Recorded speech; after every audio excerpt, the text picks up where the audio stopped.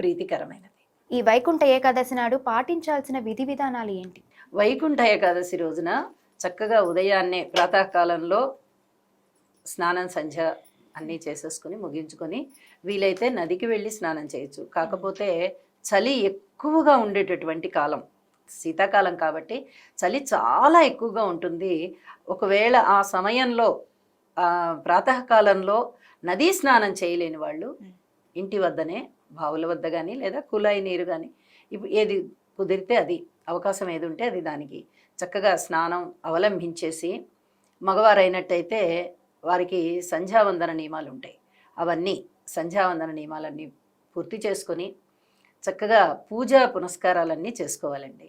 చేసుకుని తమ విధులకి తాము వెళ్ళిపోవచ్చు.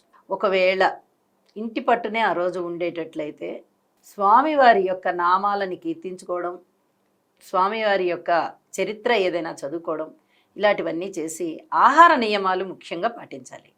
ఆహార నియమాలలో చాలా వరకు సాత్విక ఆహారాన్ని భుజించాలి. అది కూడా పలహారం రూపంలోనే భుజించాలి. ఆ రోజు ఉపవాసం ఉండడం చాలా చాలా విశేషం. ఉపవాసం ఉన్న తదుపరి మరుసటి రోజు ద్వాదశి ఘడియలు వెళ్ళిపోకుండా ఉండేటటువంటి తిథిలో మాత్రమే పారణ చేయాలి, అంటే ఆహారాన్ని తీసుకోవాలి.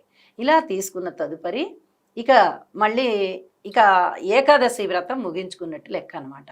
అప్పుడు మనకి మంచి జరుగుతుంది, మోక్షం వస్తుంది.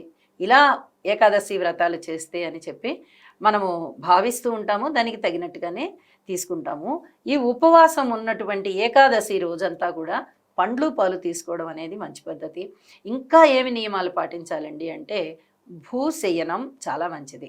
ఆ రోజు మంచాల మీద పరుపుల మీద శయనించకుండా నేల మీద శయనించడము, అది కూడా బ్రహ్మచర్య వ్రతాన్ని పాటించడం అనేది చాలా చాలా మంచిది. ఆ రోజు భార్యాభర్తలు ఇద్దరూ కలిసి ఒక శయ్య మీద పడుకోవడం అనేది అంత మంచిది కాదు. అలాగే నిషిద్ధాహారాలు ఉంటాయి కొన్ని, మాంసము, ముఖ్యంగా మసాలాలు, వెల్లుల్లిపాయ, ఇలాంటివన్నీ కూడా తీసుకోకుండా ఉండాలి. ఆ రోజున ఉన్నటువంటి నియమం ఏంటంటే మిగతా రోజుల్లో అబద్ధాలు చెప్పచ్చా అని అడగచ్చేమో ఎవరైనా, వ్యంగ్యంగా మాట్లాడే వాళ్ళు ఉంటారు. కానీ ఏ రోజు అబద్ధాలు చెప్పకూడదు, ఈరోజు అస్సలు చెప్పకూడదు. ఏదైనా ప్రాణహాని సంభవిస్తోంది అంటే టక్కన ఒకటి అర చెప్తారేమో మిగతా రోజుల్లో. కానీ ఈ ఏకాదశి రోజు ఉపవాసం ఉన్నటువంటి ఈ ఏకాదశి రోజున ఎట్టి పరిస్థితులలోనూ అబద్ధాలు చెప్పకూడదు, శుభ్రత పాటించాలి. ఇవన్నీ చేసినట్లయితే చాలా చాలా మంచిది.